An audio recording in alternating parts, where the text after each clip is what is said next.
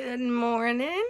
It's a brand new day, and God's got brand new mercies. Hi, I am Mimi, and this is a few moments of morning encouragement.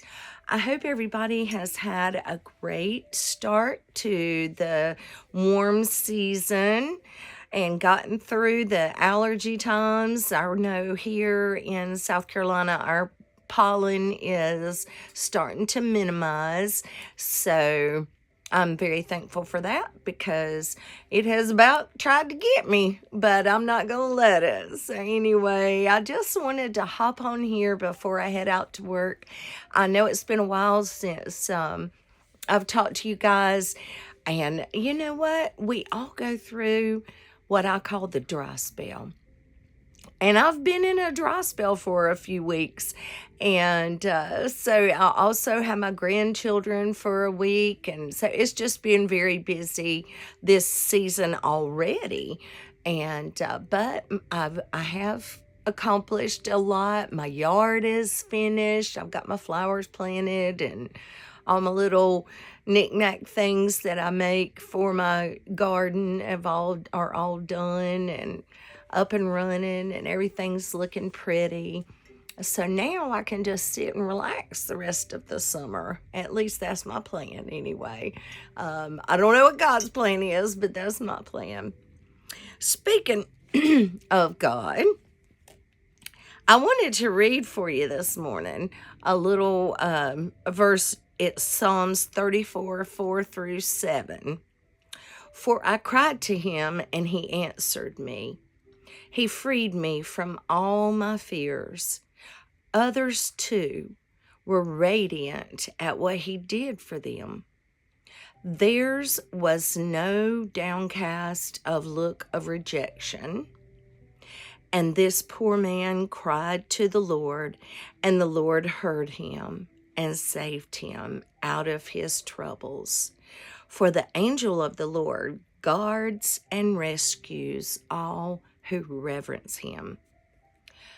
Wow. Isn't that wonderful to know that when we're feeling in a dry spell or whatever, I call it a dry spell because it's like sometimes I feel like I have a direct, like the umbilical cord to God, and I am hearing the Spirit and feeling the Spirit, and I'm just so filled with him that it's just wonderful, wonderful.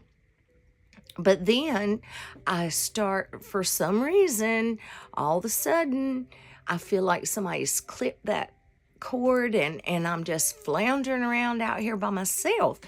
And that's a terrible feeling. I don't like it at all.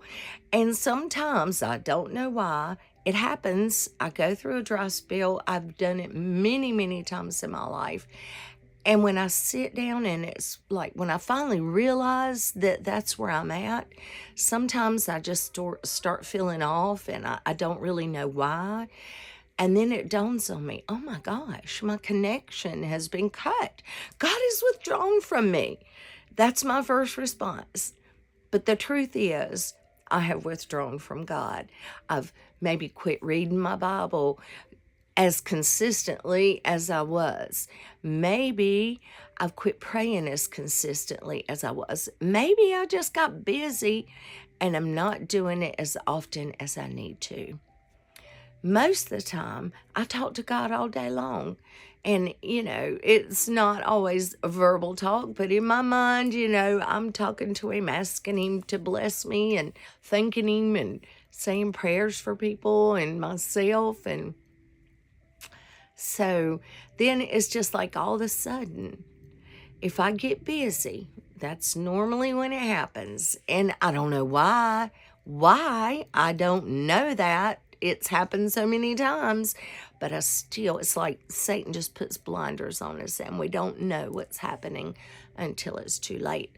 And then I'm like, oh, God, where are you? Why have you left me? Where are you? And he always quietly says, I'm right here. I'm right here. But you walked away and you've not been talking to me. And I'm like, oh, so true, so true. So I've been doing a Bible study on the Holy Bible YouVersion app, and it's called, well, shoot, Recap, Bible Recap. Sorry.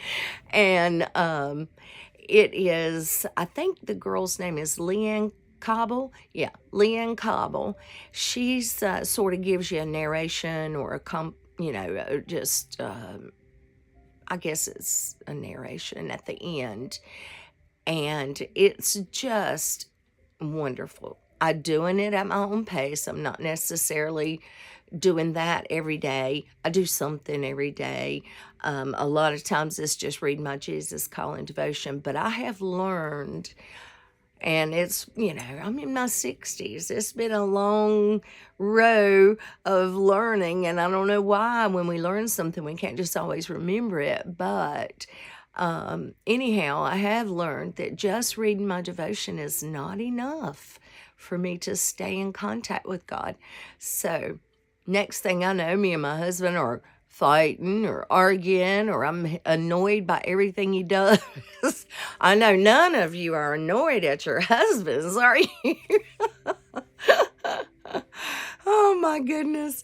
And next thing I know, he's like, "What are you so grumpy for?" And I'm like, "I'm not grumpy, you're grumpy," But a lot of times when we're working in the yard together and doing things, and I want something this way and he wants something that way, and then we get to bickering, and it's just part of being married and part of living with somebody else. So but thankfully, he is a very loving man, and I am very blessed. So, anyhow, but nothing's perfect. Not until we get to heaven.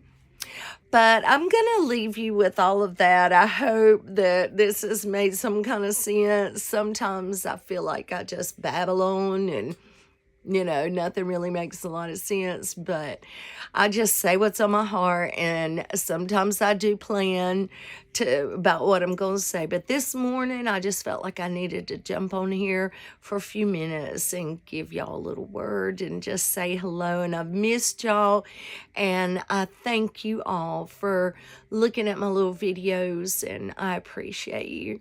And I hope that today, as you go, let God go before you and keep your hearts lifted. Keep your eyes on the Lord. Don't ever walk away from Him. We all need that reminder. That's why we have our God friends. And I hope I can be a God friend to you. Keep your coffee warm. And this has been Mornings with Mimi. Thank you and have a blessed day.